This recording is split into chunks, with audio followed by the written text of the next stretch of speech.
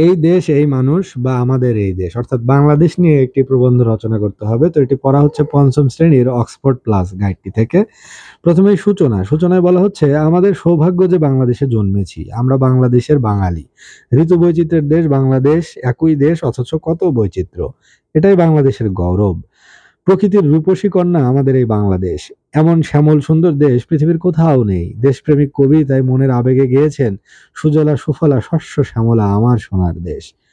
উৎস: চরম ত্যাগ, তিতিক্ষা এবং লক্ষ প্রাণের বিনিময়ে 1971 সালের 16 ডিসেম্বর তারিখে আমাদের দেশ একটি স্বাধীন ও সার্বভৌম রাষ্ট্রে পরিণত হয়েছে। সীমা: আমাদের বাংলাদেশের উত্তরে ভারতের পশ্চিমবঙ্গ, মেঘালয় ও আসাম, পূর্বে আসাম, ত্রিপুরা রাজ্য ও মিজোরাম, দক্ষিণ পূর্বে মায়ানমার, দক্ষিণে বঙ্গোপসাগর, পশ্চিমে ভারতের পশ্চিমবঙ্গ ও বিহার। আয়তন ও লোকসংখ্যা: বাংলাদেশের আয়তন প্রায় 1,47,570 বর্গ কিলোমিটার। লোক সংখ্যা প্রায় 16,44,00,000। পেশা: এদেশের অধিকাংশ লোকের পেশা কৃষি। এ দেশটি কৃষি প্রধান দেশ। শতকরা প্রায় 85 জনই কৃষিকাজ করে। নদ নদী: আমাদের এই ক্ষুদ্র দেশটি নদীমাতৃক। পদ্মা, মেঘনা, যমুনা, ব্রহ্মপুত্র, ধলেশ্বরী, বুড়িগঙ্গা, শীতলক্ষ্যা, কর্ণফুলী ইত্যাদি অসংখ্য ছোট বড় নদী এদেশে জালের মতো ছড়িয়ে আছে। এসব নদী বিভিন্নভাবে মানুষের উপকারে আসে। প্রাকৃতিক দৃশ্য: এদেশ 6 ঋতুর দেশ। ঋতু বৈচিত্র্যে এদেশ অপরূপ।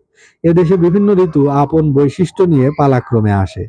গ্রীষ্মের খরতাপ দিয়ে ঋতু বৈচিত্র্যে শুরু এবং বর্ষা, শরৎ, হেমন্ত, শীত, বসন্ত প্রত্যেকেই একে একে আমাদের মনকে ছুঁয়ে যায় আপন আপন রূপ মাধুর্য নিয়ে।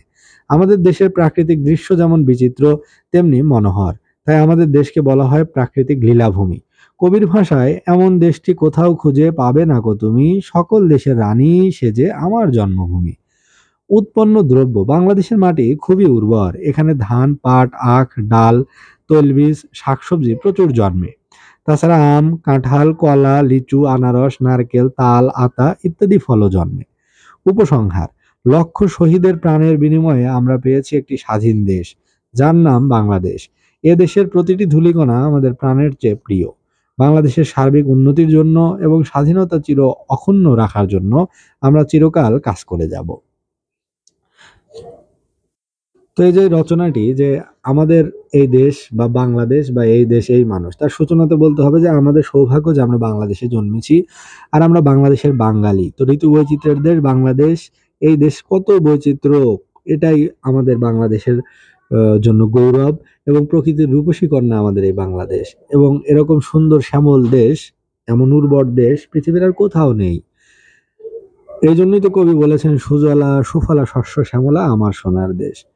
তো চরম ত্যাগ, তিতিক্ষা এবং লক্ষ প্রাণের বিনিময়ে 71 সালে 16 ডিসেম্বর আমাদের দেশ স্বাধীন ও সার্বভৌম রাষ্ট্রে পরিণত হয়। সীমা উল্লেখ করতে গেলে বলতে হয় যে আমাদের বাংলাদেশের উত্তরে রয়েছে ভারতের পশ্চিমবঙ্গ, মেঘালয় আর আসাম, পূর্বে রয়েছে আসাম, ত্রিপুরা রাজ্য, মিজোরাম, দক্ষিণ পূর্বে আছে মায়ানমার, দক্ষিণে বঙ্গোপসাগর, পশ্চিমে ভারতের পশ্চিমবঙ্গ, বিহার। আয়তন বাংলাদেশের 1,47,570 বর্গ কিলোমিটার আর লোক সংখ্যা প্রায় 16,44,00,000। পেশার মাঝে এদেশের অধিকাংশ লোকের পেশা কৃষি। এ দেশটি কৃষি প্রধান দেশ। শতকরা প্রায় 85 জনই কৃষিকাজ করে। নদ নদীর ভিতরে এই দেশটি একটি নদীমাতৃক দেশ। পদ্মা, মেঘনা, যমুনা, ব্রহ্মপুত্র, ধলেশ্বরী, বুড়িগঙ্গা, শীতলক্ষ্যা, কর্ণফুলী ইত্যাদি অসংখ্য ছোট বড় নদী এদেশে জালের মতো ছড়িয়ে আছে। এসব নদী বিভিন্নভাবে মানুষের উপকারে আসে। প্রাকৃতিক দৃশ্যের ভিতর রয়েছে যে এদেশ 6 ঋতুর দেশ। ঋতু বৈচিত্র্যে এদেশ অপরূপ। এদেশে বিভিন্ন ঋতু আপন বৈশিষ্ট্য নিয়ে পালাক্রমে আসে। গ্রীষ্মের খরতাপ দিয়ে ঋতু বৈচিত্র্য শুরু হয়, এরপর বর্ষা, শরৎ, হেমন্ত, শীত, বসন্ত প্রত্যেকে একে একে আমাদের মনকে ছুঁয়ে যায় আপন আপন রূপ মাধুর্য নিয়ে। তা আমাদের দেশের প্রাকৃতিক দৃশ্য যেমন বিচিত্র তেমনি মনোহর। তাই আমাদের দেশকে বলা হয় প্রাকৃতিক লীলাভূমি। কবির ভাষায়, এমন দেশটি কোথাও খুঁজে পাবে না গো তুমি, সকল দেশের রানী সেজে আমার জন্মভূমি। আর উৎপন্ন ফসলের ভিতরে রয়েছে বাংলাদেশের মাটি খুবই উর্বর। এখানে ধান, পাট, আখ, ডাল, তৈলবীজ, শাকসবজি প্রচুর জন্মে। এছাড়া ফলের ভিতরে রয়েছে আম, কাঁঠাল, কলা, লিচু, আনারস, নারকেল, তাল, আতা ইত্যাদি। উপসংহারে বলা যায় যে লক্ষ শহীদের প্রাণের বিনিময়ে আমরা পেয়েছি একটি স্বাধীন সার্বভৌম দেশ, যার নাম বাংলাদেশ। এ দেশের প্রতিটি ধূলিকণা আমাদের প্রাণের চেয়ে প্রিয়। বাংলাদেশের সার্বিক উন্নতির জন্য এবং স্বাধীনতা চির অক্ষুণ্ণ রাখার জন্য আমরা চিরকাল কাজ করে যাব।